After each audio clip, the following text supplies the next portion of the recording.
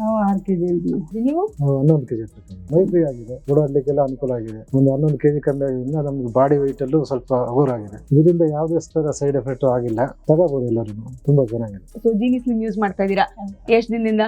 1.5 ತಿಂಗಳು 2 ತಿಂಗಳು ಆಯ್ತು ಮತ್ತೆ. ಈಗ ಹತ್ತತ್ರ ಆಗಿದೆ. ಓಕೆ, ನೀವು ಚೆನ್ನಾಗಿದ್ದೀರಾ? ನಾವು 6 ಕೆಜಿ ಇದ್ದೀವಿ. 6 ಕೆಜಿ. ನೀವು?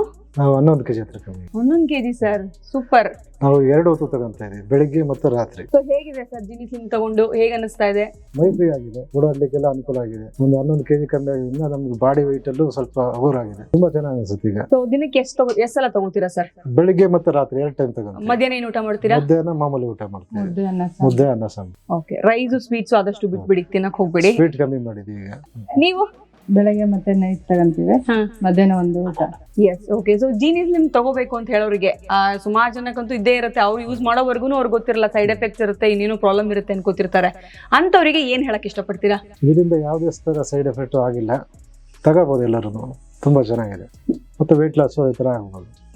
ಎನರ್ಜಿ ಲೆವೆಲ್ ಹೇಗಿದೆ ಸರ್ ನಿಮ್ದು? ಎನರ್ಜಿ ಎಲ್ಲ ತೊಂದರೆ ಇಲ್ಲ ಸರ್. ಸೊ ನೋಡಿದ್ರಲ್ಲ, ಗಂಡ ಹೆಂಡತಿ ಇಬ್ರು ಸೇರಿ 17 ಕೆಜಿ ಸಣ್ಣ ಆಗಿದ್ದಾರೆ. ಇನ್ಯಾ ತರ ಜೀನಿ ಸ್ಲಿಮ್ ನ ಯೂಸ್ ಮಾಡಿ ನೀವು ಸಣ್ಣ ಆಗಿ. ನಿಮ್ಮನ್ನ ಇಂಟರ್ವ್ಯೂ ಮಾಡೋದಕ್ಕೆ ನಾನ್ ಬರ್ತೀನಿ.